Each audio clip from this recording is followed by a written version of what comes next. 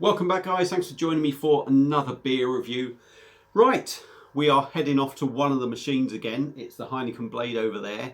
And there was a brand new keg released yesterday on Beerwolf.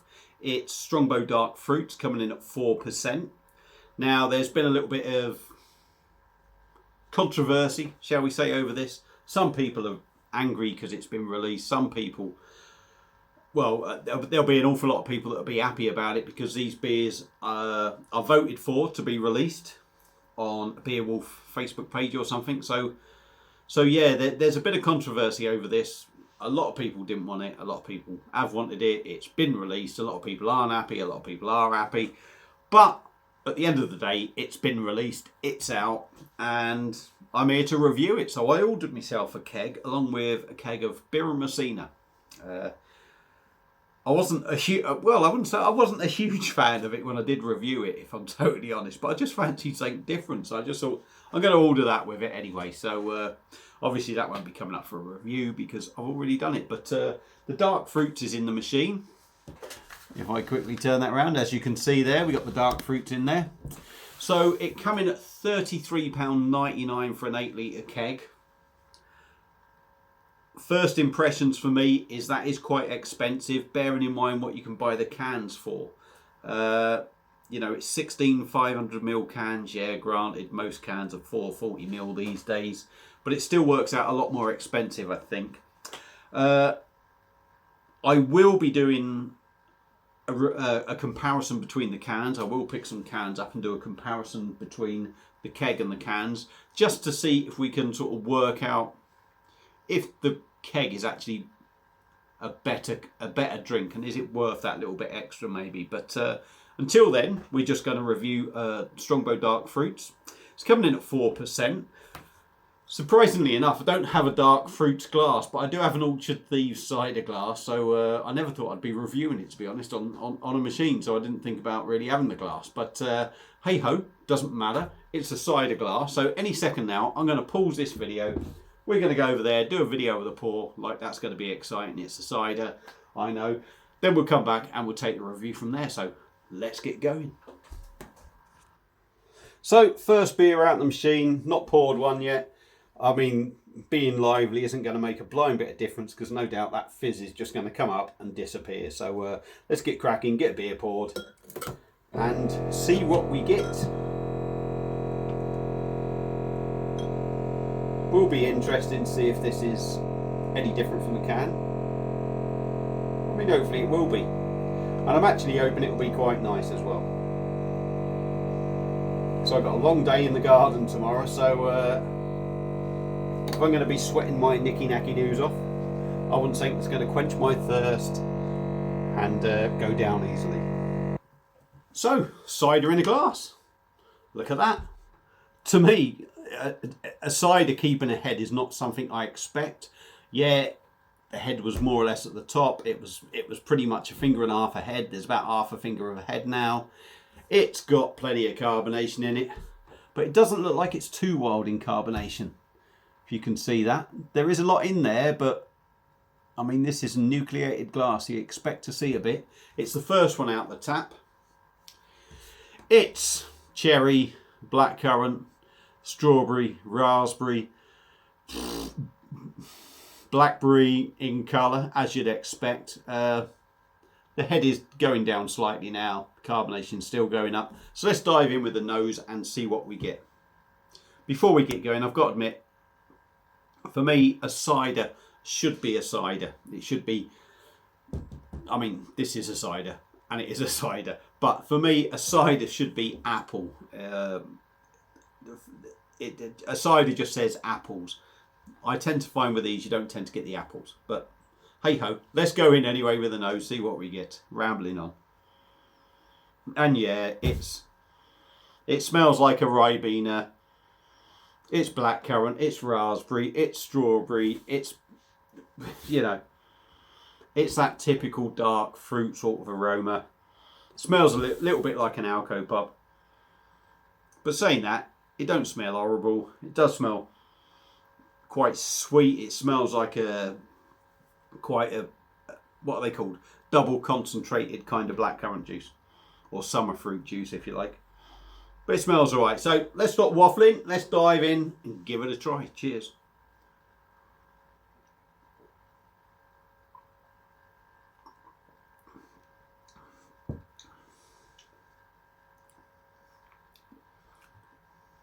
Okay. Let's go in again.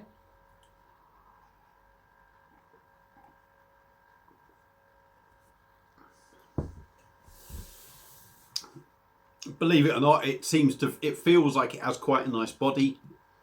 Doesn't feel light, it doesn't feel watery.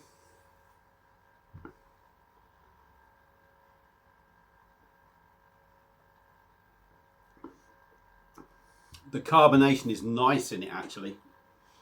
I've done the Orchard Pig Reveler on the Perfect Draft Pro. Carbonation is similar. It's similar, believe it or not. Again, this is hazed up a little bit because it's so cold. But although there looks quite a bit of carbonation in there, you're certainly not, for me, really getting that. Don't get me wrong, it's not still cider, but it's not overly heavily gassy.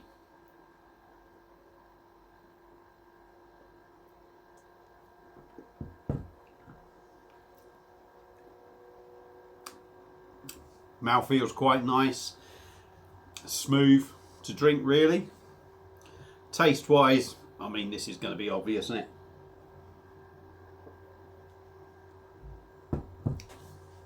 You get the dark fruits in there. You do, obviously. Of course you're going to get dark fruits.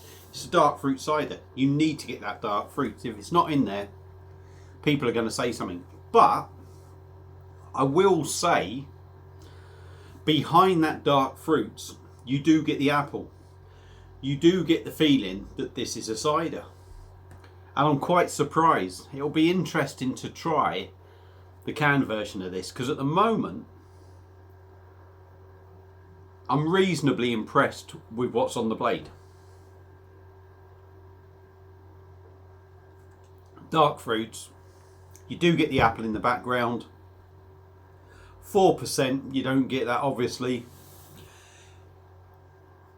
Now I don't mind a sweeter beer or a sweeter cider.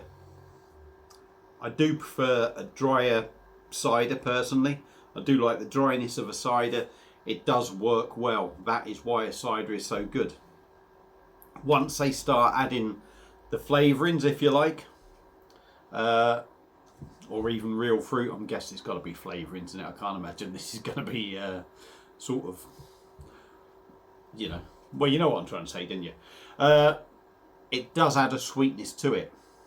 For me, that sweetness isn't too much. For other people out there, the sweetness may well be too much. Now, I know there's a few people out there who really hate this and they don't like sweet beers, and this isn't going to be up their street. But saying that,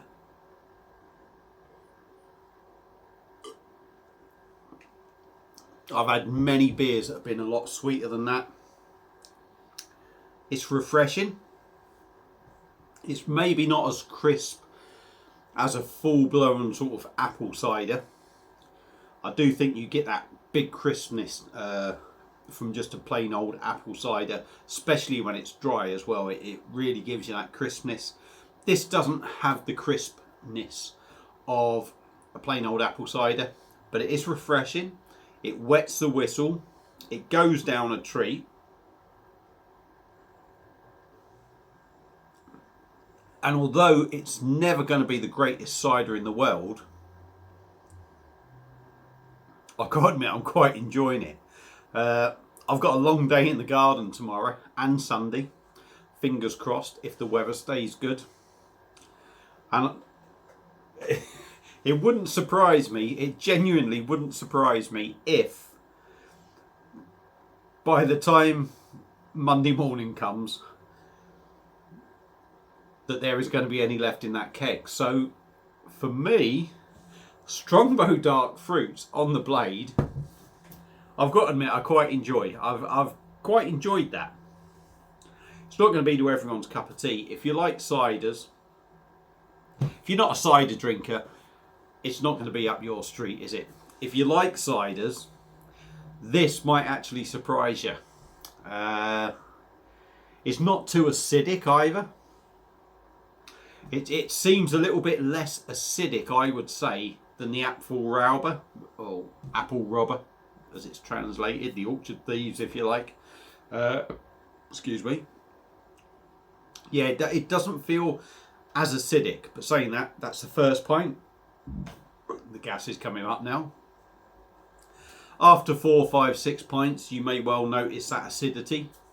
But for me, I mean, I'm enjoying it. It's an easygoing kind of drink. It's one of them that's going to quench your thirst. It's going to wet the whistle. It's going to be easy to drink. On a hot day, it's going to be downable. It's a little bit like, if you like, I would say, dare I say it, something like Bud Light or Tennent's, but not in my opinion. A lot of people like that because it's one of them, they can sit and have a barbecue or whatever. They can sit and throw down their neck. For me, personally, they don't taste that nice. This tastes all right. And I could quite easily sink a few of them, and I probably will over the weekend. And that keg will probably be empty.